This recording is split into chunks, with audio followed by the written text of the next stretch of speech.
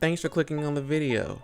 Hit the subscribe button for more weekly content and hit the notification bell so you won't miss a thing.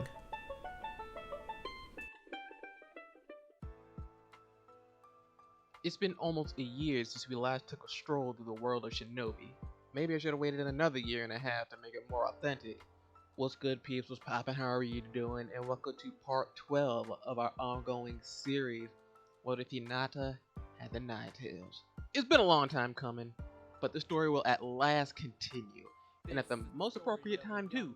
Throughout parts 1 through 11, we covered just how much Naruto's story would have changed had Hinata Hyuga been born with a nine-tailed fox demon, along with the titular character. Part 1 of this series was uploaded 2 years ago, and from that point forward, we covered the ever-changing story all the way through to the ending of the original series.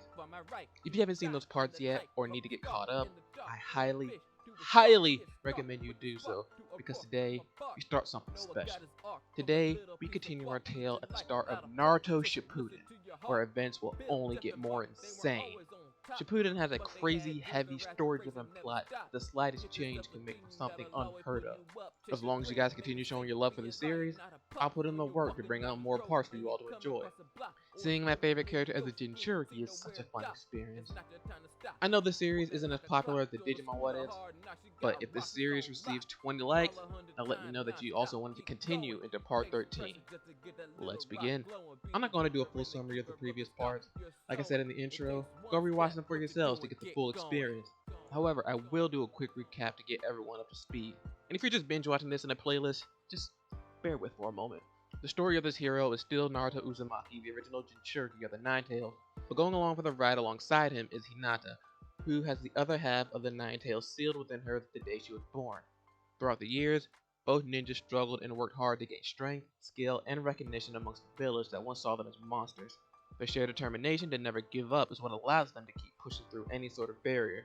As a result, the two are far more confident and skilled than their anime counterparts. A lot has obviously changed as Hinata gained Kuruma's power, but one thing has remained the same was a 2.5-year time skip from the point when Sasuke left the village to where we are now, when Naruto and Hinata returned to Konoha after training with Jiraiya. The results of their training will make itself known as we continue with the story, but it should be noted that outside of a few changes, when the group returns to the village, they found out the exact same thing that happened in the original. All of the friends had promoted to either Chunin or Jonin, with Gaara rising above them all to become the 5th Kazakage, leaving Naruto, Hinata, and Sasuke as the only genin of the group. Naruto was once again devastated upon this realization, but Hinata consoled him by reminding him of the important training they both went through. He Orange Black Ninja was still a bit crushed.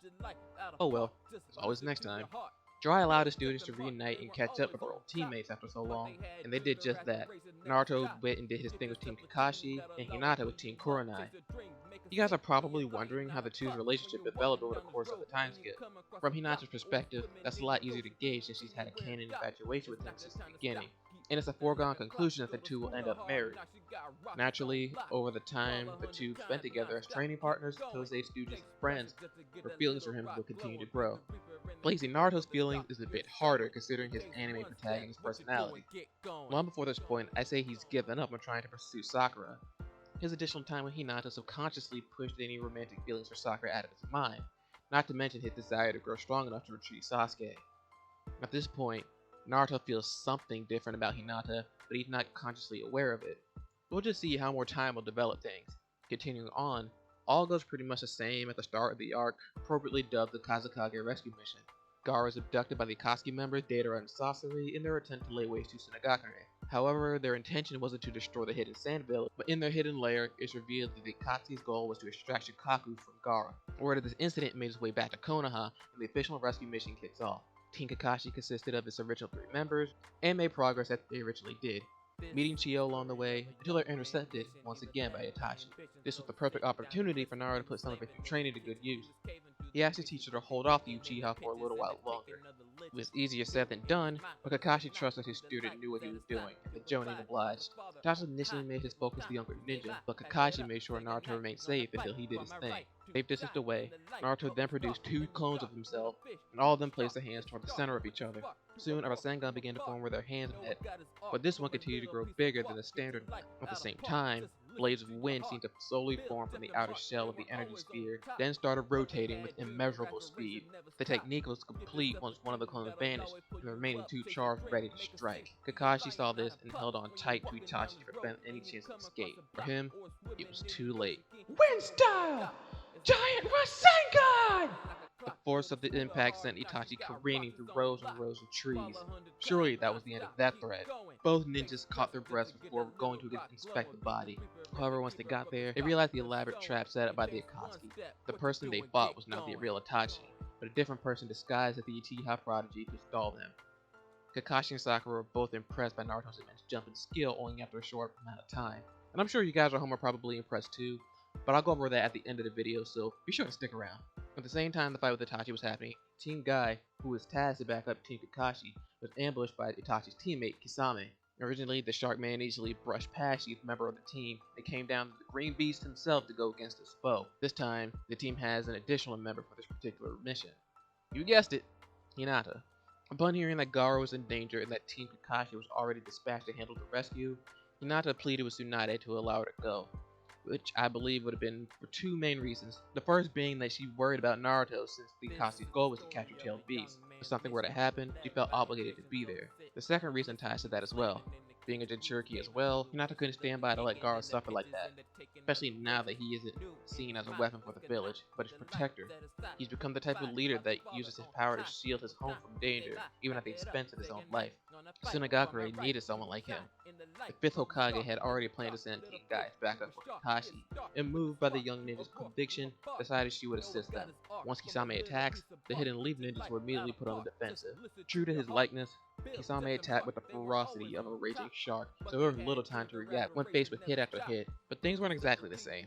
Though Kisame really wanted to go all out with Guy, his attention was directed mostly at Hinata. By snagging yet another jinchuriki, their plan would have been completed that much faster. Even though Neji was there and furiously did his best to prevent that from happening, Kisame created water clones to keep the rest of the team from interfering. Now, it was just these two.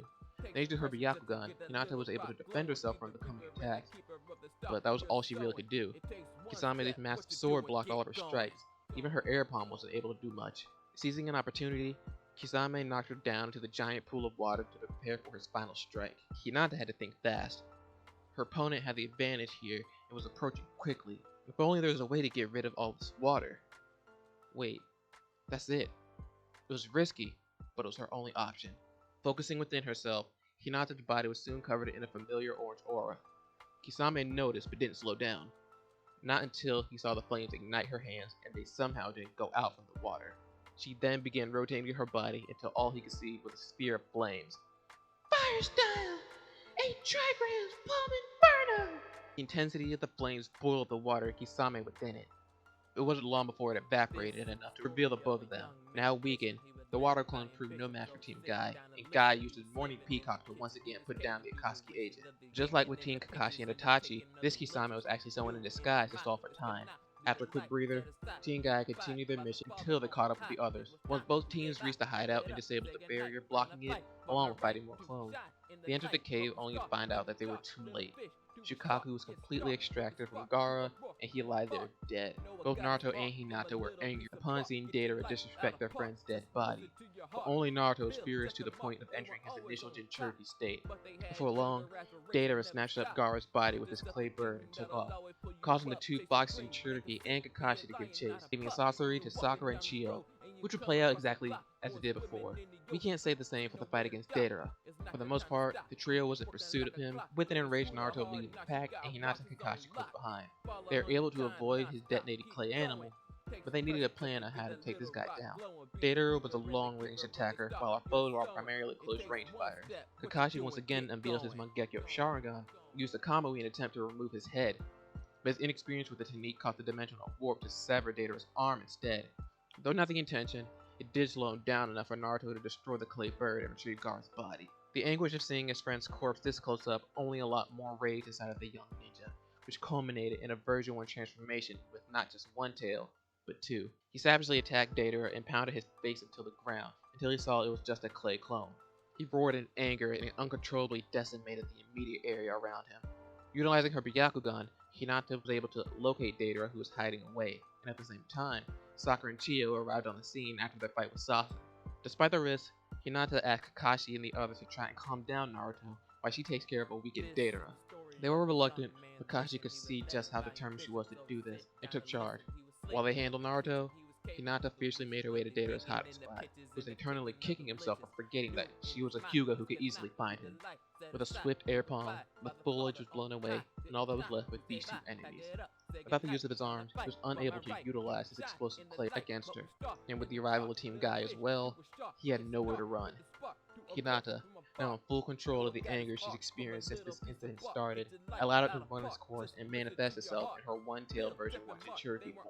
She wasn't 100% in control of it, as it's still an incomplete transformation, but it was a lot better than when she tried it almost 3 years ago against Sasuke. With it, she wasted no time. The Demon Chakra Enhanced Gentle Fist not only completely sealed his chakra points, but the force of the attacks did considerable damage internally, and the shock rendered him completely unconscious. Once again, Team Guy was shocked by everything they witnessed by this young lady, but Neji in particular. Even though they recently reconnected after so long and after years of familial neglect, he never knew his cousin to harbor such lethal intent in her ninjutsu. Team Guy then restrained the fallen Akatsuki member and rejoined the other, now with Naruto calmed down. Now we get to an interesting development as a result of Hinata being present: Chiyo's resurrection of Gaara. Chiyo was only able to do so originally because Naruto lent her some of his own chakra to assist in the technique at the cost of her own life. Now for our story, Hinata also lends her chakra along with Naruto to bring Gaara back, but I want to propose a change that you all will vote on. I did some research on the resurrection technique Chiyo used, and it does state that the user does die when bringing back a person from the dead, even with the assistance of another. However, if two people with massive chakra reserves assisted, would the user then have to die? I'll leave that up for you all to vote on. Does Chiyo live or die with the assistance of Hinata? Use the link in the pinned comment to say yay or nay.